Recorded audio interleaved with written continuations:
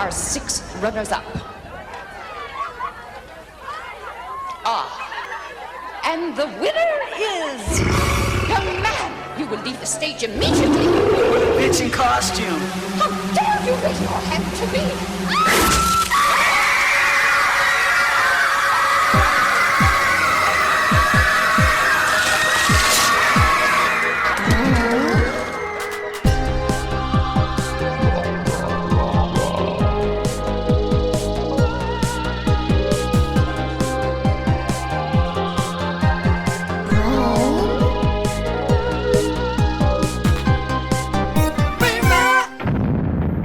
What's up, rotters, and welcome back to Brain Rot, the podcast that takes a deep dive into the best and worst horror films of the 80s and 90s. I'm Stevie, your VHS veteran. I hope you're all doing horrendously. As you may be aware, we had another little break as I had a shit ton of shit to do and sort out, but we're back and we are raring to go. There is a lot to look forward to. So, next week is a double episode week. On Monday, our Yuletide mini-series, An Awfully Mates of Hell Christmas begins, not only in your ears, but in your bloody eyes. Yes, me, Brad, and Alex recorded and filmed our ridiculous chat in a London podcast studio, and on Monday, not only will the episode be dropping here, but will be released as Brain Rot's first ever YouTube video. And the first movie we will be discussing in this 4-part series is none other than The Tale of Jack Frost. Not the heartwarming Michael Keaton film from 1998, but the outrageously trashy and hilariously idiotic Killer Snowman film from 1997. Very excited about that. Then on Thursday next week, George Rainsford returns to discuss more underground dwellers since his appearance on the very first episode of Brain Rot with the movie Chud. This time, we're headed to 225 AB with Goretta to discuss the Italian post-apocalyptic creature feature Rats, Night of Terror from 1984. On Patreon, Matt Draper and I have just begun our coverage of the Urban Legend trilogy, beginning with the 1998 original. This was one of my most favourite episodes to record ever. We had so much fun, and we gushed so much. The episode is nearly 90 minutes long. Later in December, we will be continuing with 2000's Urban Legends, with an S, Final Cut, and finally Urban Legends Bloody Mary in January. Did you even know that there was a third one? Not everyone does. There is. And I will share my thoughts in January. That trilogy coverage is exclusive to the Cellar Dweller tier on Patreon. And also, next week, Zoran Gavoyich is here to chat Phantasm 3 Lord of the Dead as we continue through that franchise. Urban Legend 1 is streaming now, Phantasm next week. I don't know if I made that clear because I confused myself. Now then, today, you know how I hate werewolf movies, yeah?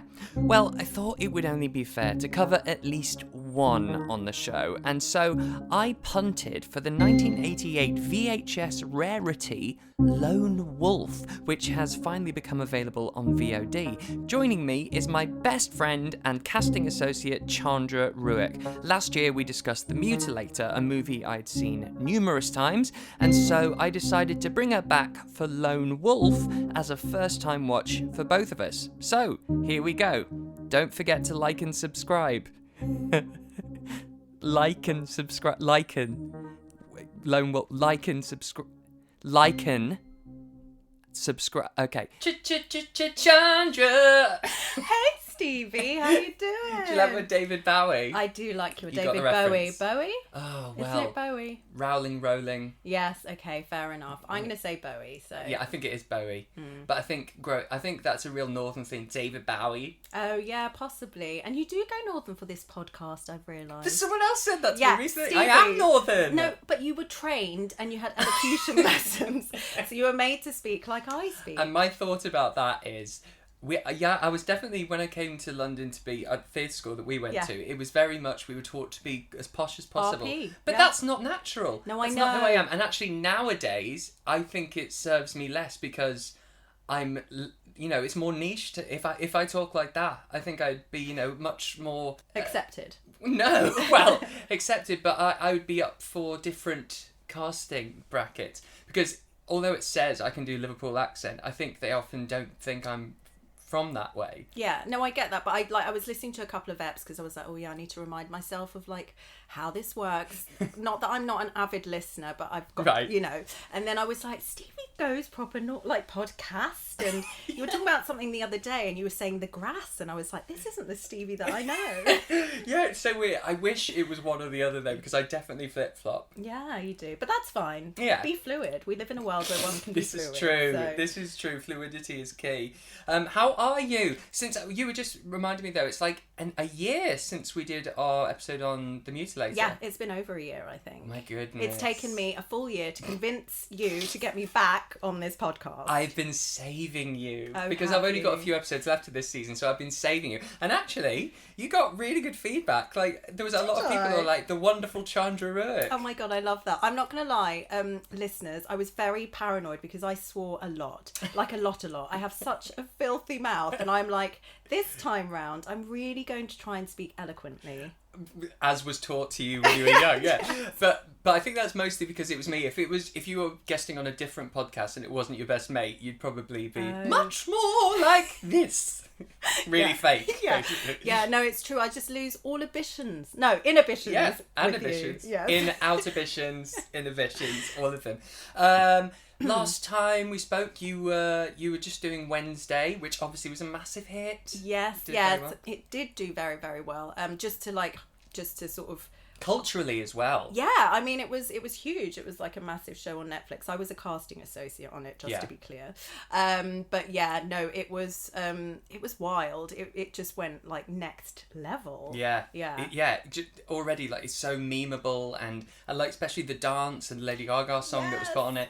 It's crazy. What have you? Well, I don't know what you're allowed to talk about that you've cast since then. Because I definitely know a horror film that you cast, but we probably can't talk about it. Yeah, no, I just get so paranoid talking know. about anything. Oh, well, when that one comes out, it's really exciting because I know what it was, and we'll and talk about that I know another time. you like the person involved. Yes, the people. The people, Yes, yes. absolutely. But anything else? Well, something which was out, I was an associate on The Witcher, season 3.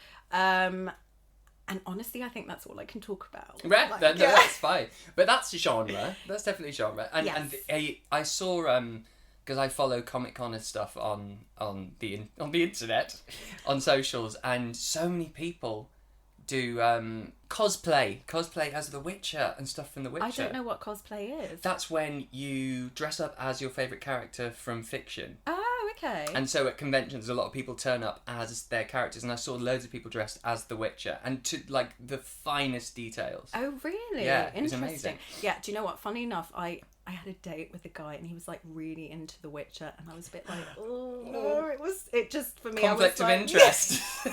Yes, he didn't know before we went on the date, but then I obviously was like, yeah, I'm in casting, and then he was like, oh, I don't suppose you've like worked on something like The Witcher? And I was like, I mean, I have worked on The Witcher. Oh, you did say. Yeah, I did, and then it was just like, you know, when you're like, oh no, I can't. Yeah, that's like casting directors and actors. It's like the sort if they date, it's like the conflict of interest. Or the common interest, I suppose. The common interest, yeah. I mean, it was just more like when someone's like a super fan and you're like, this is just my job. Yeah, like, right. It just it gave me the ick. Yes, the good old ick. The good old ick. But have you been keeping up with horror? Do you know what? I knew you were going to ask me this, and I was like, fuck, I really haven't, and I love horror. I know you do, yeah. I do, I feel like I don't know, like I have a friend who doesn't live in London anymore, and we would go and see a lot of horror films. You've been on stage for the past 7 years, so I can never see you. Yeah.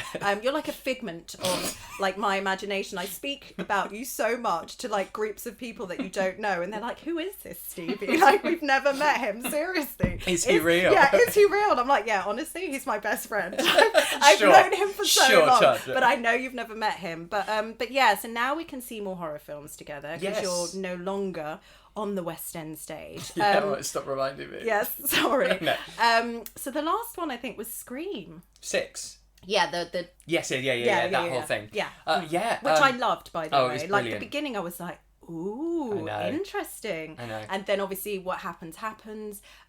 Because the first one with Jenna Ortega, I wasn't sure. But then this one I was like, yes! Me too. It's exactly what I wanted. And it's definitely in my top 3 horrors of the year.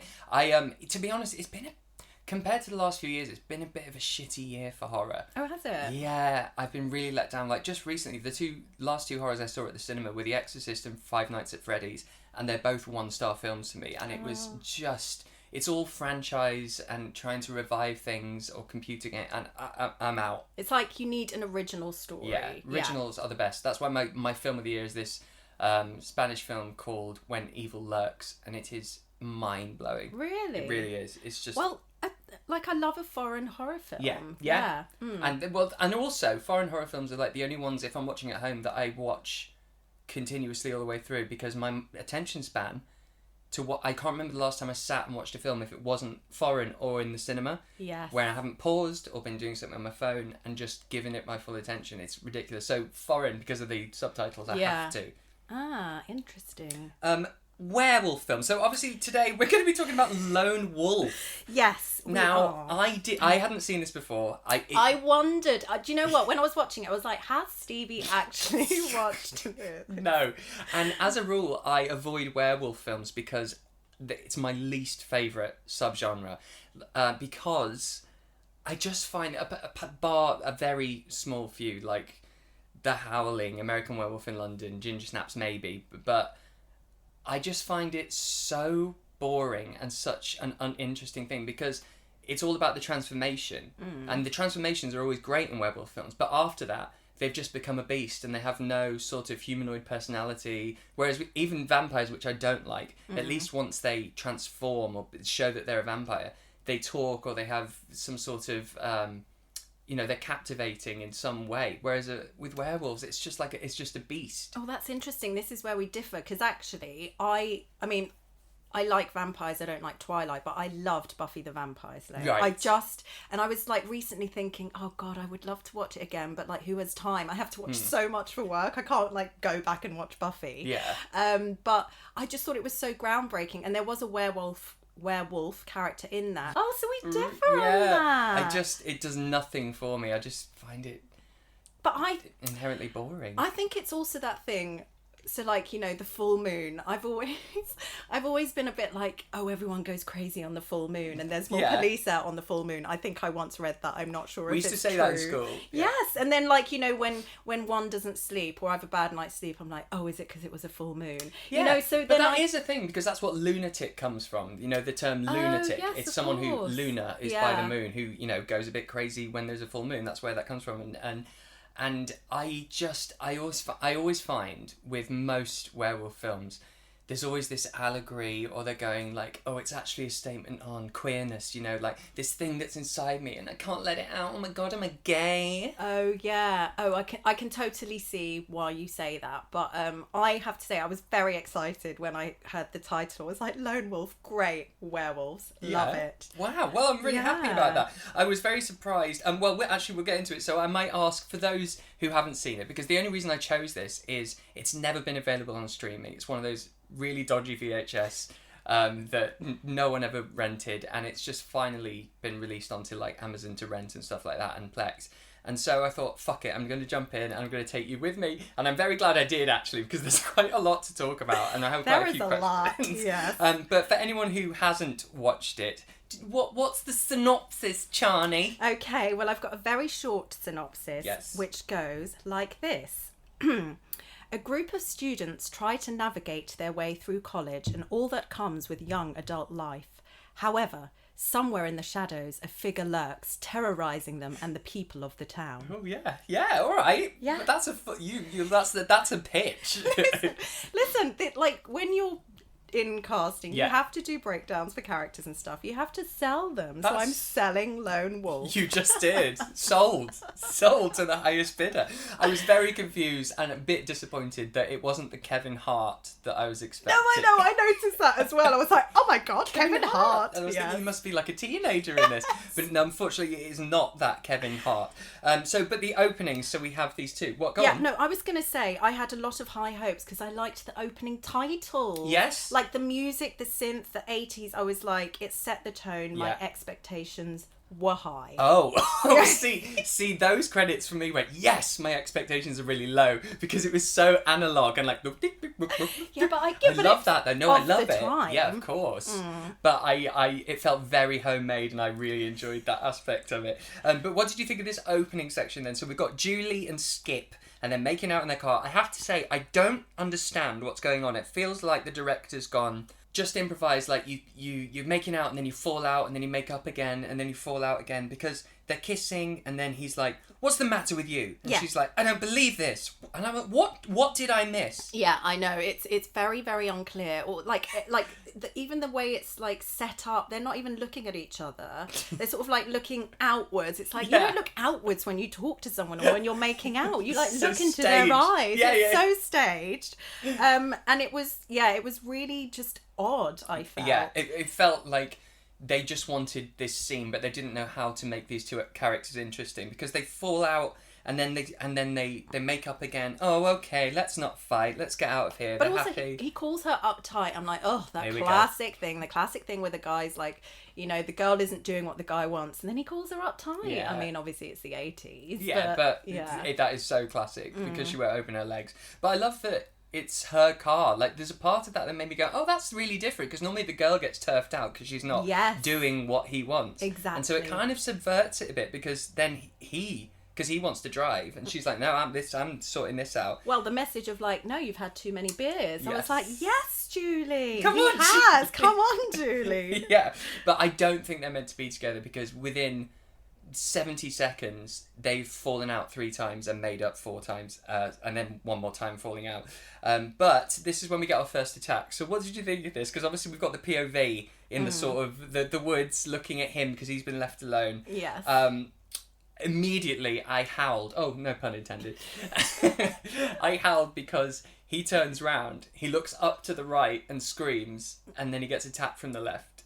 And I was like, how did you fuck that up on camera? I didn't even notice Yeah. that. But it was a very basic attack. I was like, oh, that was so simple. Like, For it the was opening. so underwhelming. Yeah, for the opening, you sort of really need the blood, the guts, and the gore to hook you into it. And it was like, oh, that is it? Like, Right. Yeah. I definitely focused on the fact that he went, oh, to the right, and then this hand came from the left. Oh my God, how did I not notice I that? loved that. So that's the prologue. Fine, we know what we're getting. It's going to be a super low budget werewolf film. And then it's really interesting because I didn't know this was going to be sort of set around an 80s rock band, because I just did one a couple of weeks ago with Tori, Rocktober Blood, and I was telling her about, there was this sort of micro genre in the 80s of rock music horror films where, because you'll notice in this, it's not they're just in a band, you get full entire songs. Yeah. Like Yeah. from start to finish. It's weird. Yeah. Yeah. And so this is what there was. There was like a handful of these films where it's about a rock band, but it has a horror element. And basically you just see an entire set list and horror peppered throughout. And that was a bit like this, and it's because they're a real band, and obviously they want okay. people to go and get the soundtrack. But what do you think of Eddie? So he's our lead. Well, do you know what? I actually did look at the synopsis on IMDb, and Yeah. it's about the fact that it's, I don't know, it's something to do with a rock band.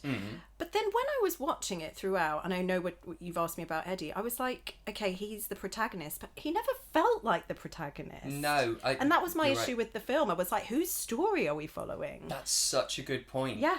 Who, you know, like you're thinking, who do I care about? Whose arc am I following? And there was just like too much going on. So initially I thought it was Eddie, but if you actually think about it, Yeah. is it? Yeah, that's a really good point.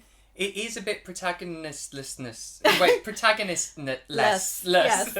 Yeah, that's really right, because I didn't also they don't portray him in a way that he feels like a hero to us in any way. First of all, immediately I was like, he's the spit of Robbie Williams. Oh my god, yes! I was going to be like, Robbie Williams. It's Right. Robbie Williams, yes. I don't know what his name is, because it always takes me like a second watch to get their names. But I was like, the Robbie Williams guy. Yeah, he looks so much like him, but like middle-aged Robbie Williams. All too old. Oh They're my like gosh. 30-year-olds This was playing my favourite. teenagers, yes. And at first I didn't mind because I didn't realise he was meant to be at school because he was in a rock band. I was like, oh, so he's this sort of a, 35-year-old probably father of 6 living in a trailer.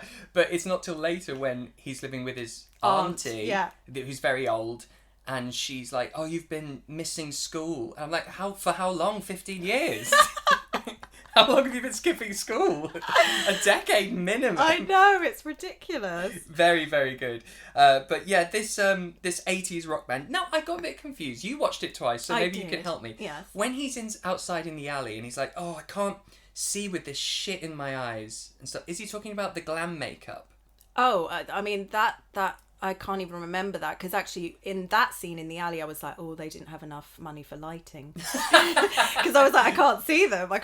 Just the moonlight. Yeah, just the moonlight. So I was like, on a technical level I was like, oh, no budget. I think it is because he's sort of going, one of his bandmates comes out and it's like, why are you out here? And he's like, I can't see with this shit in my eyes. And I think it's because they're trying to appeal to the current aesthetic, which is glam rock, and having like the thick eyeliner and stuff. And I was like, well, if it is eye makeup, it shouldn't be on your eyeball. It shouldn't stop you seeing. I don't think you've applied it correctly, because if it's affecting your sight, you've definitely done it wrong. Yeah, this is true. This is really true. I mean, nothing, a lot just didn't make sense in this film. No shit. But so hang on. So like, yeah, we're in the bar, aren't we? Yeah. And you sort of you establish all those. Are they at school or college? You groups. establish the stereotypes, Yes. don't you? You've got the jocks, you've got the pretty girls. Yes. And then you've got like the Outcast Deardra, girls. like yeah, they're this rock sexually chick, or rock like chick, yeah. So you've kind of got like that established of like, this is where we are, or this is the kind of school or college or whatever. But yeah, sorry, I've No, you're right. Yeah, because we get all those archetypes and stereotypes, and they play out a lot. Because when we get some of the college scenes, it's literally jocks versus rocks versus geeks. Yes, totally. It's wonderful. Yes. But then we meet his auntie who he's living with, who's this old dear. That scene was hilarious. No. Because the aunt went from like, here's your breakfast or here's your dinner, or whatever time of day they were eating, to suddenly going mental and being like, losing her shit. Yeah, at losing him. her shit. And I was like, where's your journey? Where is your journey? your arc? You've gone from, I always talk about the arc, but like, you've gone from 0 to 100. It doesn't make sense. Yeah, it's very strange dynamic, that. And I was glad we found out that it was the auntie, because at first I had no idea what the relationship was. I thought it was maybe his grandmother, or I don't know, maybe he likes old ladies, I'm not sure. But then at school, so Joel, the thing is, when you were asking about our protagonist, I think it's set up that Eddie is our protagonist. But by the end, I think who I'm behind and who is my hero most for is definitely Joel. Yeah, 100%. And of course he's the bully, and so it is that classic thing of the bully eventually saving the day or overcoming things. But wait, Joel's not the bully. is he not? No, Joel's the geek. The geek. That's yes. what I mean. Yeah, Sorry. I was like, I meant what sorry, film have you watched? The bullied. The Oh, the bullied. bullied. That's what I meant to Yes. say. Yes. Could you imagine we watched it for a I know, I film? was like, oh my god, I've watched something else. Actually, there was a moment, because I looked it up, and there's quite a lot of films called Lone Wolf, and I can't remember if I ever specifically told you which year it was. Oh, no, you did. You Okay. absolutely did, yeah. And we haven't mentioned Skip and Julie, so we're on the same page. Oh, It's yes. all good. Yeah. But then, that's when we really meet them, all at college, because you've got the jocks all going, Yeah. and the rock. And one thing I did think was wonderful. I know what you're going to say. Go on. The girl in the wheelchair. The representation. Yes! I thought that. I was literally like, tick, tick, tick. Yeah. Amazing to have that representation back then. Having the inclusion of someone as a wheelchair user,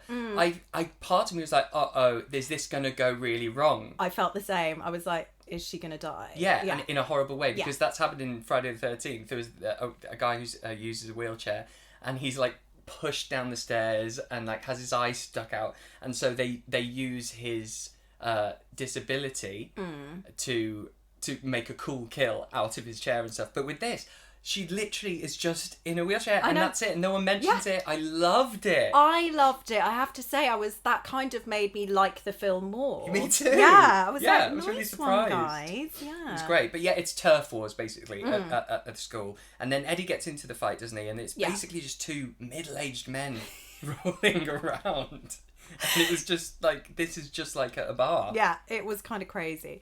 And then also you're sort of like, who does Eddie like? Does he like Blondie? What's her name? Julie, yeah. Or does he like Deardra? You're just not sure. Yeah. I suppose because we're meant to think they're kind of teens or early 20s, it's just hormones. Yes. But when you're looking at fully grown middle-aged adults trying to work out where their alliances are and what they want to and who they like, it's very difficult. It is. I have to say, in terms of the fashion, it's so 80s, isn't it? My next note was fashion, because it's the classroom. Yes. And I was like, I want all of the jumpers the boys are wearing, because even like the jocks and the bullies are wearing wild, colourful patterns, and even the so-called macho guys. And I thought, I missed that. Do you? Yes. Really? I mean, I don't know. I was looking at it and I was like, fuck, the 80s. I mean, I love it. do you? Guys more. I prefer the guys more than the girls, because the guys with like oversized jumpers with, pink and green patterns. Yeah, maybe. I just felt like I don't know. I'm sort of comparing it to The Mutilator, which I guess I feel like that was late 70s, early 80s, because I remember like one of the actresses had like Farrah Fawcett hair. That's and I was right. like, she has wonderful hair. Whereas like Julie, I was like, oh, crazy. Not crazy, but it's a lot. It is a lot. What do you think of Deirdre then? Deirdre, again, I was just like, fascinating character. Because like, she's like this sexual being, which is great, but then she's just Very like mature. very mature, but then she's just like kind of there and like moody, but you're like, what's your motivation? I know I think they want us. They red herring her. Oh, totally red herring. They want us to yeah. think, oh, she's the werewolf, Yeah. especially because she does really fucking weird things. Really like creeping around corners on her own when there's just been an attack on her own, like slinking around. It's like, okay, but then you sort of double guess yourself and go, well, they're making it too obvious that it's her, so it can't be her. So I don't really know her bag, because she's got her little sidekick. Yes, her sidekick with the rolling, like she just rolls her eyes and chews the gum. Chews the classic. Slightly over-egging the pudding in terms of like facially, like what she, it was just all a bit much, wasn't There's it? a lot of acting. There's a lot of acting, yeah. Yes. But also, like, I really don't want to just talk about the acting. No, I know. No, because it just feels cruel. But yeah, it was an interesting dynamic with those two, wasn't it? Yeah, I didn't know what was going on. At one point, I did think she must be the werewolf, and the other girl knows, and she's kind of her lackey. Okay. But yeah, anyway, that didn't come to fruition. And then obviously Deardra also, what's the word? She not entices. She kind of does, doesn't she? Yeah. Yeah, she does. Is that the word I mean? Any of the men, like yeah. she's a good time gal. Yeah, which and is great. Yeah, and because she literally says he's next and points at people of who she's going to conquer out of the guys, and also wants to make a fool of some of them by like setting up. Yeah, like a date Yeah. and then not turning up. Yeah, just to get them back. She takes control. I like that about her. But one of the jock guys at one point, he kind of goes, "Oh, Deirdre, are you down this dark alley?" And we haven't even seen her. No, I know, it's weird.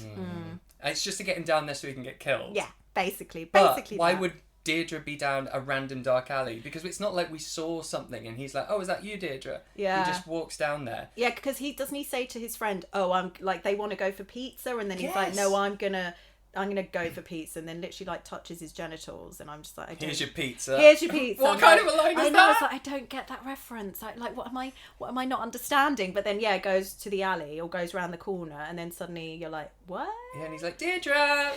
like amongst all the trash and bin bags. But it's so we get a second kill, and this is where, and the wolf is obviously down there, and this is where it gets a little bit more bloody. I enjoyed it because he slashes his throat. Yeah, I did like that kill. And I like that. Okay. There's a lot of characters in this. Too many. This is why I had to watch it twice. Right. And this is why I keep saying, like, whose story am I following? I don't know who I'm supposed to give a shit about. Yeah. You know. Is it Billy's uncle, who is the drunk with all his mates in the pub. Oh God, that laughing scene. Hated it. Hated it. I'm like, Hated it. ha ha ha ha ha. Yes. I'm like, what? It was like comedy laughing. It was so gross. Yeah. And so uncomfortable. And I don't understand the purpose of that scene. Is it to show us that his uncle, his guardian, is a drunk? I guess so. Yeah. It just sort of was. It just made no sense. It just suddenly appeared, didn't it? This scene, and you're like, where's the context of it, or what's the context of it? Yeah. I fucking don't know. I guess it's supposed to be funny, but the thing is, also the waitress is in on it. Like, she's cracking jokes with them rather than going like, "Oh, I'm being misused." That's not. No. I know what you're saying. As in, they're just taking the piss, aren't they? Yeah. It was very random. It just made no sense at all. Fine. I mean, it went on for so long as well, and I was like, I don't know what's going on yet. You can't add these sort of scenes. I feel like it's to try and establish the relationship between Eddie and his uncle, and then the fact that his uncle is a bit of a bum, I guess. That's right. Because isn't Eddie outside and he goes out and starts going. Yeah, and then like there's and then the uncle says there's something about that kid that just ain't normal.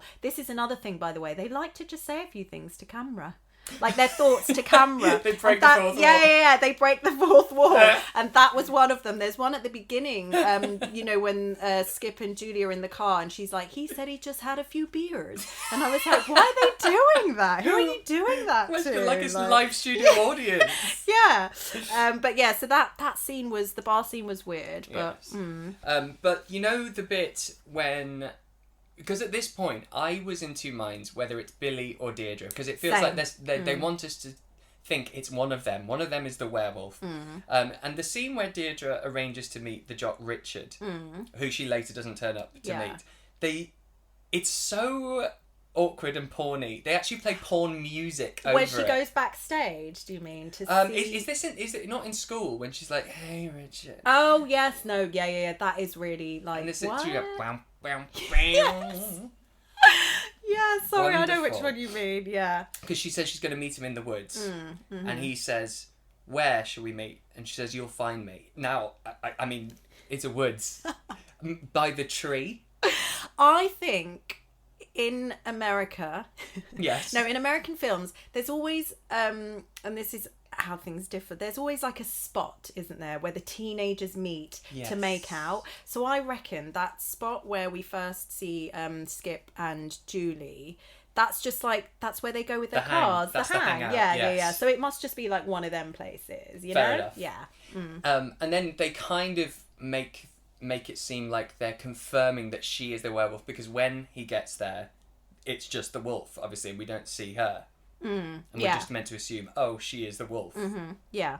What are your thoughts on the wolf so far? Because we have had a few sort of shots on its face and stuff. It's pretty much just a mask. Yeah, it is, which is kind of really disappointing. There's one bit towards the end when we see a bit of transformation. Yes, I loved that. Yeah. I've put loved, because you're like, that's what you want to see. You want to see the transformation. But it's a bit of a Halloween mask, isn't it? Because it's still wearing... normal clothes. Human... Like, is it wearing a lumberjack at one point? Yes! Yeah, and I was like, that's not how werewolves work, like, surely. Yeah. Yeah, it's interesting. I enjoy it. I mean, I enjoy it for what it is. It feels very sort of that Michael Jackson Thriller, the film within a film. Oh, yes. That sort of... Because he's still got the sort of... varsity jacket on, hasn't he? While he's the wolf in the film, and it feels a bit like that. But yeah, so he gets ripped up, does he? He does get ripped. No, wait. Richard. Oh yeah. Richard goes to that woody spot and gets killed. So yeah. Yeah, but this is when Deardra then says, "Right, Eddie, I want him next." Yeah. And she goes backstage. And this was an awkward moment. Very awkward, kissing his arm. Yeah, kind of licking it. Yeah, but then again, I'm like, he brushes her off though. Yes. Which is weird.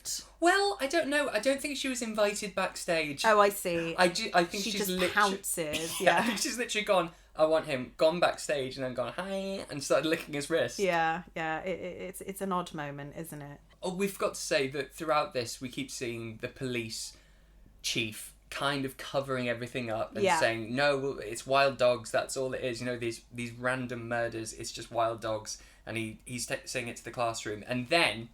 The performance of the father. Yeah. I was like, first of all, I'm like, the father's as old as the child. Yes. Yeah, I'm like, he's like, you're casting 30-year-olds as teenagers, and then you're casting the father of the 30-year-olds as 30. It's just like, what is going on? And then I was like, who is that? I was like, oh, that's Skip's dad. What is he doing? I actually rewound this because the face. It's it was incredible. Contortions of the face, right? He's really, really happy with his opportunity to act because it's this moment, obviously, he butts in because the police chief goes, everything's under control, and he bursts in and goes, is it? Why are the police covering up my son's murder? It is joy. It is, yeah, I mean, it's another level. It's another level. And everyone's like holding him up. And then that's when Julie runs out, right? Yes. She runs out crying. Yes. And then Joel follows. Mm-hmm. And then we're like, ooh, what's this going to lead to? So, yeah. But what I didn't see coming is it then goes 1 month later. No, I know. I was like, what? But I've now realised. The moon. Yeah. Oh, because of the moon. Yeah. Oh, you realise that too. Yeah. I did, but I still think it's quite a random jump. Do you? Because we're at the height of all this happening. You know, loads of people have died.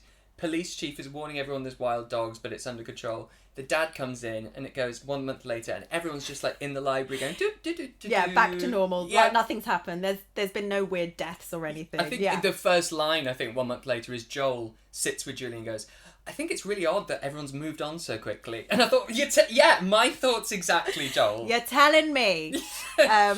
Yes, so then they're in the library. Is that where you get the quirky librarian? There's Yes. a quirky librarian, Always. isn't there? There's always a quirky librarian. Yeah, but this is when it takes a turn and it's like, we're going to be amateur sleuths. Yes. Which you need. Mm-hmm. And the whole computer thing, I got a bit confused about. I mean, you've watched it twice. So they want to get the police files? Yes, to find out what's the bigger picture, because Joel suspects that there is more going on to what the police have given the town as, you know, like, this is what's been happening. It's wild dogs, isn't it? That's the story. And Joel's like, no. Also, I did find it quite funny when they're in the class and they're talking about computers, because a computer's still quite new back then. Yeah. And, you know, when you're like, this is of our time. And obviously now we have, you know, smartphones and everything. Well, we've got computers in our hands. No, I know, exactly. But it's just like, my God, technology's just moved fast. So I know. quick. And his idea is to cross-reference, basically, and see all of these attacks in the area. And there's been lots more. And they're sort of leading on a trail. And he works out that, it's going to be in this area tonight. The trail doesn't make sense to me at all. I'm like, how do you know this? No. Like, you haven't shown us how you know this. You just kind of do. He just tells us that this is it. I don't know. And also when we find out who it actually is, why this person doesn't have time to be all over the country making attacks. No, this is true. This is very true. But there were, like, having watched it again, there were little things at the beginning where you're like, oh really? Yeah, which makes you realise. I'm not going to, though.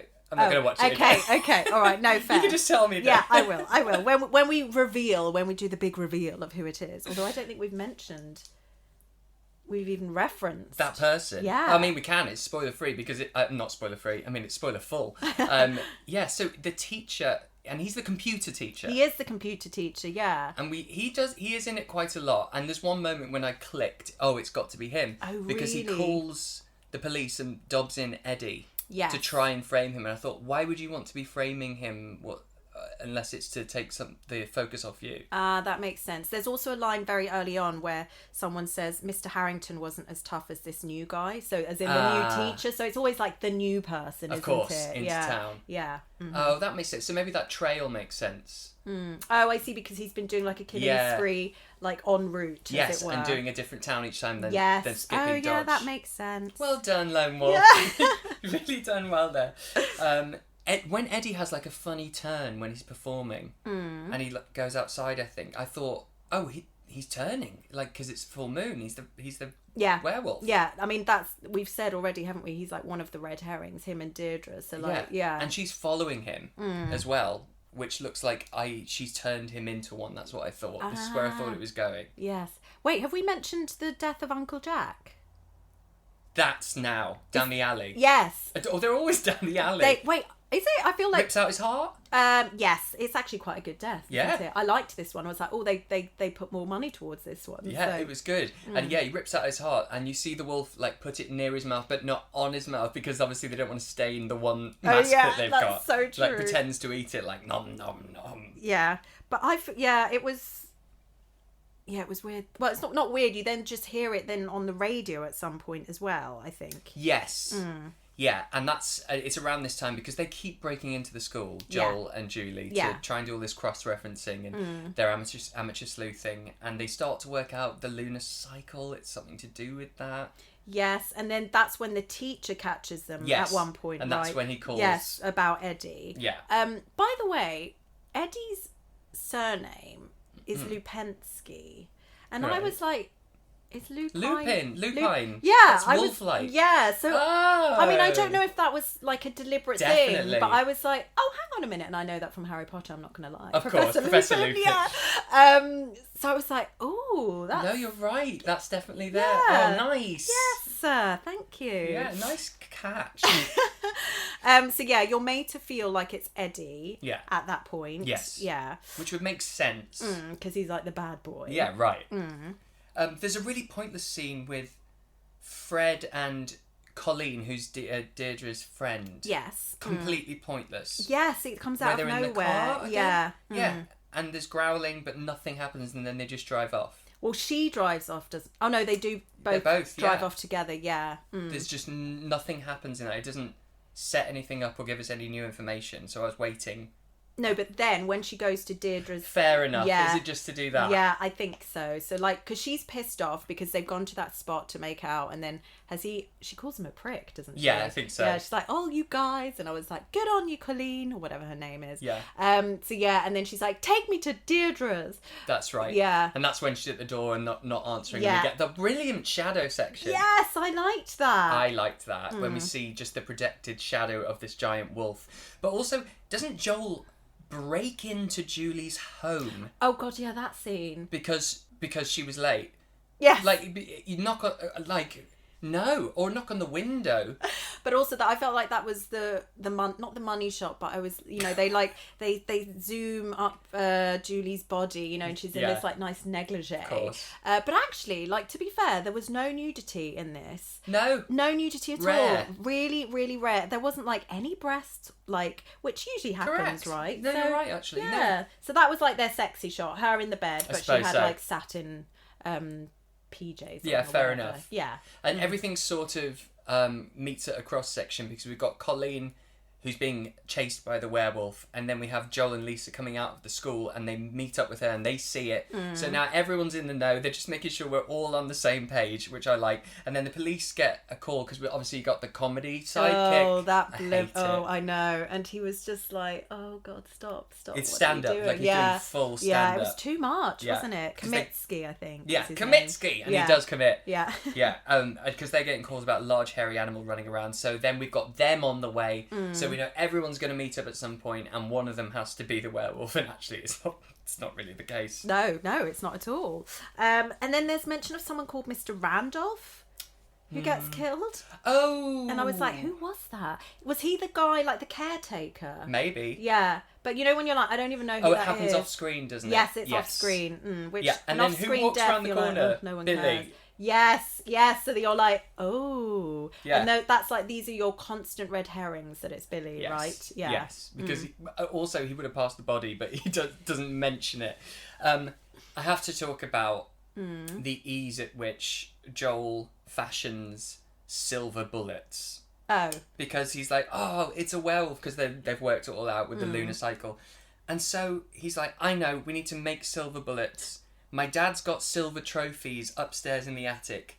I'll use those. And then the next time we see him, he's got a handful of silver bullets. Now, the process he will have had to go through, within less than 24 hours, he's got these, is find the trophies, find an open melders or smelders, have them melted down. I've got a feeling at that place they don't make bullets. So then you've got to find an armory or a store or somewhere that knows how to make bullets with gunpowder and the stamping and the sealing.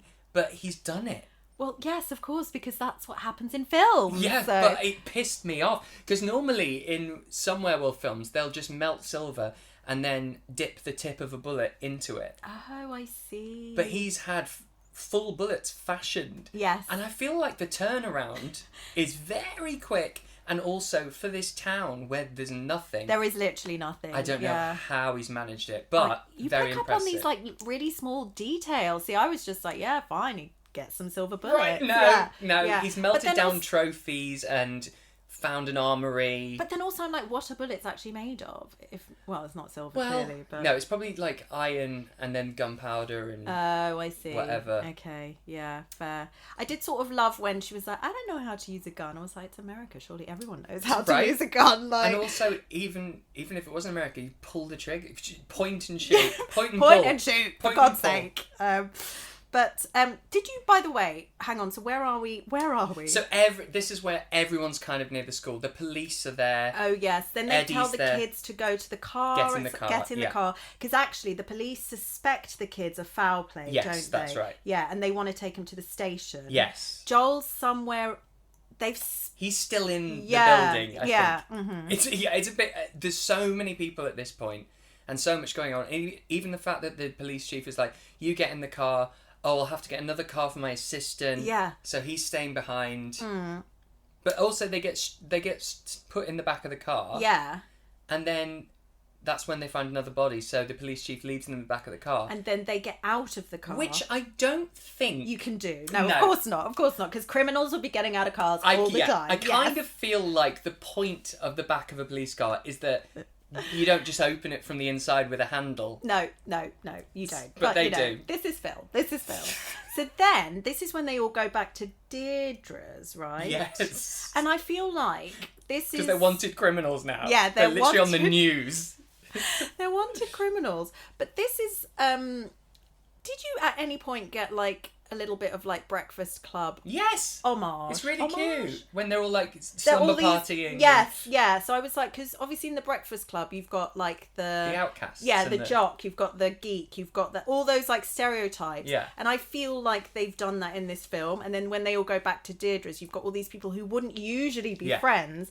And because of this, like, not tragedy, but because of what's happening in the town, they're all, like, bandying together. Yeah, coming together. And they all become this, like... band of fugitives. Yeah. Because they're sort of then sneaking around like bandits together. It's pretty, I kind of like it that they've all come together. I kind of like it, and I sort of feel like that's the message of the film in some ways. I also thought when this happens, they all come together, it's like they get you behind them all, and then it's going to be sad when one of them turns out to be the werewolf. But it doesn't. And I was thinking... could be Joel, like that would be the real kicker.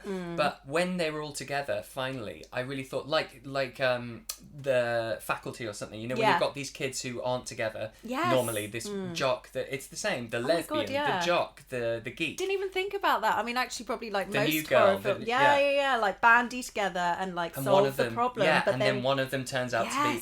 But I was a bit disappointed that we didn't get that kind of reveal because it's more of a sideline character. Yeah. But I still like the setup at this point. And at this point of the film, this is when I just purely enjoyed it, I think. The sort of third act. And they agree, we're going to take on the werewolf ourselves. Yeah. I mean, I'm like, great, love it. And what do you need in an 80s film that is about a monster or something like that? You need a big annual dance or party. Of course you do. I mean, it's like, it's Carrie. It's everything. It's everything. all of them. Yeah. The costume ball. Yeah, the costume ball where you can get everyone together to have then this big showdown, right? Always despite the amount of dead bodies showing up in the area. Yeah, we'll continue as normal. It's always that. Yeah, we'll we carry will not on. We'll stand in the face of adversity. We will carry on with the party. Yes. In which everyone's in disguise. Yeah, of course they're in disguise, because then that means when like a werewolf turns up, you're like, oh, look at that great costume. Yeah, exactly. You just know that's why it's coming. Young man, take that mask off.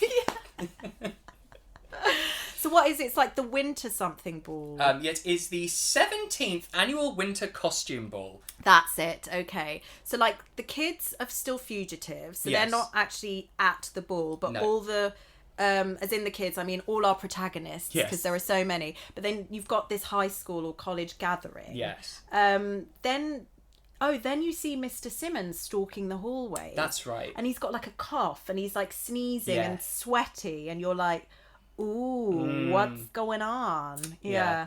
And that's obviously because the moon is coming in, so he's beginning to change, I guess. Yeah. I don't know if I picked up at that point because I'd already decided it was him, so it wasn't like I wasn't questioning what's going on. I see. But also, Billy found the time as a fugitive to do makeup and a prosthetic scar across his face, which I thought was wonderful. Oh, yes, he did. Use of time, Yeah. considering they're all highly wanted criminals and can't go to anyone's house or a shop. He made an effort. He Yeah. made an effort, yeah.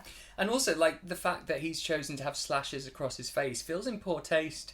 Really? Considering what's been going on. Yeah, but then the whole event feels in poor taste. Well, doesn't true, it? that's So- very true. And of course, it has to come down to the announcement of the winners of the...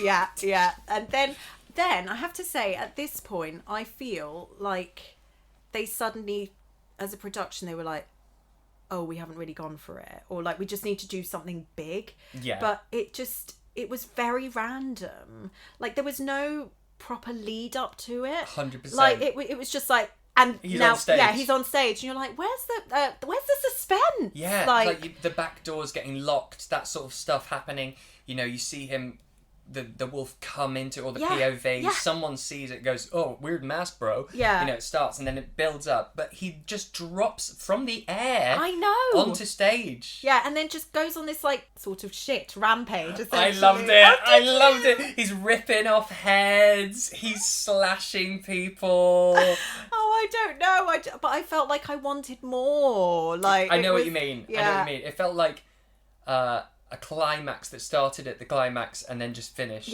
immediately. Yeah, I know what you mean. But it just happens so suddenly. Yeah, really, really suddenly, and then like the whole school. But we have the transformation. I forgot to say that. Oh, We saw, shit, yes. Because we still don't know who it was. But you see sort of teeth growing and a bit of hair growing and stuff. And actually, I love that, and I'm wondering how they did that. Oh, it's very technical, Chandra. Oh, is it? But no, a lot of it is done backwards. So like the hair will all be out, and then you pull it through Yeah. from the other side, so it all goes in, and then you reverse the Oh. footage, so it looks like the hair's growing out. That's so. Because actually, I really liked that. I love stuff like that. Because like, imagine I had a sheet of latex. Yeah. And basically, I sewed loads of hair coming out of it with the strands all underneath, and then if I pull all those strands underneath, that all the hair will go in, and then reverse it, Yeah. and it all grows out. That's really simple, actually, I know. isn't it? That was that, but that's why I love these films, and it's for moments like that that really pay off for me, because it's the magic of that, of having a problem and solving it, of going, how are we going to, on screen, in camera, make it look like this is happening or this is happening, and it's just people having these ideas, probably trying lots of different ways, technical, tangible things, people pulling things and pushing things and blowing through tubes. Like, just being really creative. Yeah. Yeah. And I'm not saying CGI and computer input isn't creative, because of course you've still got to cerebrally come up with how you're going to do that and crunch the numbers. Yeah. But the physical, tangible magic for me is I love it. unbeatable. Yeah. I mean, I think I've always said this. Yoda, the puppet, it does more for me than CGI. Oh, Yoda. 100%. Like, and the dinosaurs in Jurassic I Park. know. The like, actual ones, The actual ones, yeah. Like, They still hold up. Yeah, they do. Because the CGI in the original Jurassic Park is still so incredible, but compared to now, you can see the graphics of it. You really can, and it's and like, yes, it's another skill to be able to create that, but yeah, just like the work that goes into like puppetry or like Dark Crystal. Oh my god, yeah, completely. There's just nothing. There'll never be anything like it. And I understand it's cheaper and quicker. Yeah, but fucking just pay the extra for I know. So yeah, I did love that transformation bit, I have to say. And the backwards transformation that we get after when he's been shot. Because the police shoot him 100 times. Yes, with their normal bullets. Yes, and of course. And then everyone gathers, like loads of police at the school. Everyone's just like, there's this crazy werewolf, and then like not just a normal werewolf. No, a crazy one. And then Joel's like, I've got the silver bullet. Of course. Yeah. No, but no, it's not Joel. No, it ends up being Eddie. Yes. Isn't it? Yes, of course. He shoots the wolf. So he does kind of get his hero moment. But this moment is great when it's cut. It's not all happening on camera. But when we see the different stages of the de-transformation. But I have to say, even though I thought it was who I ended up thinking it was, I couldn't recognise them for a long time. No. I was like, when's the actual reveal? I need someone to say it. No, I know. Like, because when I watched it, I was like, oh, this isn't as good as I thought it was going to be. And I was sort of losing concentration. I was like, don't look at your phone. Don't look at your phone. And then when it's revealed, I was like, who is Who is that? it? Yeah, who is it? It's the teacher. Oh, yeah. right. Yeah, it was slightly underwhelming, wasn't Yeah, it? Because it you was. don't have... Again, it's like that thing of you need to establish a relation. You need total immediate recall Yes, of who it is. Yeah. Like, otherwise you don't care. And this Yeah. has been my whole thing about the film. You don't really care about anyone's story Agreed. or journey. Like, there's too Agreed. many to follow. That's so. why I think it would have been a kicker if it turned out to be Joel. I mean, it wouldn't have made sense because he was trying to solve the mystery. That was his entire trajectory.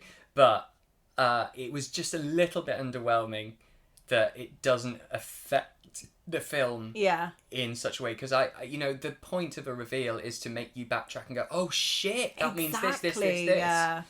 Whereas this is a sideline character. I mean, it's fine. I enjoyed the transformation moments and the practical effects, but I did want more of a kicker out of the reveal. Yeah, and I just think that's the flaw of the film in general. It's just like you don't know, you have no one you can latch on to or give a shit follow about, and follow. Yeah, and get behind. But obviously, in classic style, no one seems to be suffering from post-traumatic trauma or stress. No, of course not. It's the 80s. It's like, let's get back on stage, sing a full song. Yes, but this is now like where you see the new gang has That's formed. true. Yeah, so like, like at the beginning you had Deardra and her friend Colleen sat separately from like the pretty girl. Yes. And now they're all sat together. It's a full circle moment. moment. Yeah, it is a full circle moment. And then you've got one of the jocks who comes over and like asks one of the girls to dance. So it is kind of a nice message I throughout think it. so. Like, that's what I took away from this film. The trauma brings them together. Yes. Every walk of life. Trauma bonding, it's called. It's trauma actually. bonding. It's trauma bonding. Yes. So. However, I loved, because I hate ending on like a happy note like that. Yes. Even though it was nice, I loved the stinger. So did I. So good. And also, I was like, where was this? yes, yeah, and then also that transformation. The nails. Oh God, it made literally. I was obviously like, it's- oh. Yeah, it's one of the students that's been scratched. Yeah. At because the rules of werewolf, if it doesn't kill you, you will turn into one if it's harmed you. If you're bitten or Bitten or scratched, scratched, yeah. yeah. If it breaks the skin. yes. So just, I mean, it's viral. That's really interesting. I've never really questioned that. Is it viral? Is it germs or that sort of infection? Well, I mean, It is infection, I guess. yeah, it's literally that. But I loved. I mean, it when we were talking about that transformation bit when like the nails. Yeah, I was like. It's the fact that new nails push out the old nails. Yes. So good. But it was really, really good, wasn't it? That's classic American Werewolf in London. I love that. And Demons and stuff like that, because there's a film Demons where a demon starts to grow its teeth, but it pushes out the old human teeth with the new teeth, and you just see them all like come off and crumble, and that's the same with the nails and the slash across the spine. Yeah. Oh, that is such a great ending. It was a really good ending, and I loved Trudy. Well, before the last bit, Trudy dancing with all the kids. Yes, Trudy yes. was super sweet, wasn't it? Yeah. Yeah. Actually, do you know what? Compared to all of the films of the time, as you say, no boobs, inclusion of minorities, but only in the way of in the way of disabled. I mean, inclusion of disability, but very, very white. Yeah, there was one of the friends in the pub was the one outside with Billy. Oh yeah, the one with Billy. But I feel like one of Uncle Jack's friends was black. Right, one of the horrible drunks. Yeah, one of the horrible drunks. Yes, right. Excellent representation. Yes. Yeah, no, it was very white, which I guess we have come to expect from films of that time. Yeah, but yeah, I was. You can't change it now. No, you can't. But I was super pleased when you had the actress in a wheelchair. I was like, same. excellent. And then of course she's the one who's asked to dance I at know. the end from the jock. It's yeah, so cute. Yeah, and there is something you can take away from this. Completely. Yeah. I think actually, having had that and no boobs and stuff like that, there was a really sweet undertone throughout it, and it was trying to. I know this is ridiculous talking about a film like this and saying it's making a statement, but it had a heart. It did. It actually had a heart, and you don't get to say that a lot about films from this era, and especially very low budget teen films. Yeah. I say teen loosely. Do you know what those say? Like Stavey? No, Stavey. Stevie. I was Oh, so you hadn't watched this. I've just realised you No. said you didn't see it as a child. Because when I was watching this, I was thinking of you. I've known you since you were like 9. Yeah. And you were into horror films before you came to Sylvia Young, Yeah. right? So then I was just like picturing little Stevie, like watching these horrors as a child. And I don't actually know what I thought about that. But I was like, You had the image. I had the image of you. I would have loved this. I really would as a kid, because one thing you could say about this is it never gets dull. Like, there's a lot of films where there's the draggy moments and stuff. There's always something going on in this, or there's always characters. It's an overload, in fact. But as a kid, I would have loved this because each character is such a stereotype, and they're a cartoon, and it's easy to watch. And I would have loved the little bits of gore, and probably that little message at the end probably would have somewhere gone in there and made me a better person. But is it like, you know, like the thing about horror though, is it escapism? Yeah, I think so. I think, especially when I was younger, because it excited me rather than scared me, and it was fascination as well. Exactly what I was just telling you, like the magic of making things. Yeah. I was fascinated by the fact that you could think up something in your head and then make it alive. Yeah. Like you could create things that didn't ever exist before. And then with a little hard work, you've made a monster or something new, and that fascinated me. But also, I guess it was escapism, but mostly I enjoyed Being scared. Yeah, it's Yeah. that. It's having control over that emotion. Yeah, that makes sense, because some people just cannot watch scary I films know. at all. Yeah. And actually, I'm like, yeah, what is it that draws you to like feeling that fear? But it's safe fear. It is, yeah, it's safe, and it's choosing it and having control over it. And you know, some people say it better prepares you for the world, and I disagree. Like nothing prepares you for the real world, because this is fantasy. Yeah. Like the real world is so much more scary. Like when you know, when you sort of you see things in films and you're like, oh my God, that is absolutely awful. Yes. And then you read something which has happened and Yeah. you're like, oh my God, that is awful. Yeah. And it's one of my favourite special effects designers, Tom Savini, and he's like the lord of the 80s of special effects, basically. He served in Vietnam, and he saw the most disgusting, horrific, traumatizing things happen to the human body, and that's what he uses and he draws on, and I guess it's kind of a bit of therapy, because that's what he used, because he's seen the worst real things that can happen to a human body, and then he's gone into creating these incredible designs and having this in his head. And I think it's that sort of thing. You can put into horror something, you can take something negative and take it away from it. I don't know how I'm trying to... Yeah, no, you know what I'm trying to say? Yeah, I do know what you're trying to say. I mean, I know there's like there's some horrors. I don't even know if it's horror, but like the franchise of Saw, I just can't watch, because I'm like, that is just like it's just so gross. That's an endurance test, yeah, isn't it? it is. But then, yeah, I don't know. I do love being scared. Yeah. And yeah, I need to see more horror films. Well, yeah, I'll let you know when good shit comes out, but I'm really looking forward to Thanksgiving. So Eli Roth, who, well, he is most famous for like Hostel and Cabin Fever. Okay, yeah. But it's this, because there's not many Thanksgiving slashers. No, I guess there's not. There's not really many of them at all, except maybe Blood Rage and Thanksgiving.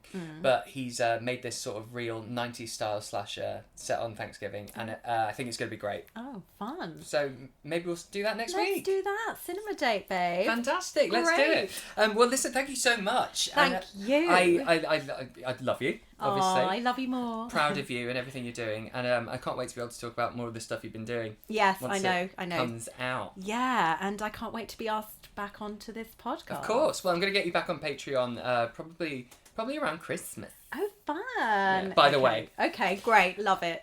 But thank you very much. Love you. Thanks, darling. And thank you for watching Lone Wolf. Yeah. Bye.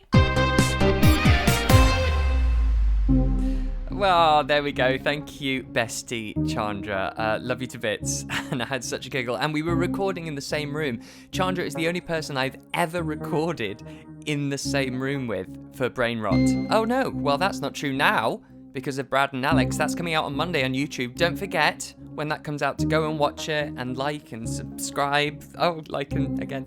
I can't wait. But Chandra, thank you so much. That was an absolute hoot, and it was lovely to chat to you. This is going to be a crazy brain rot year, guys, and I am very excited indeed.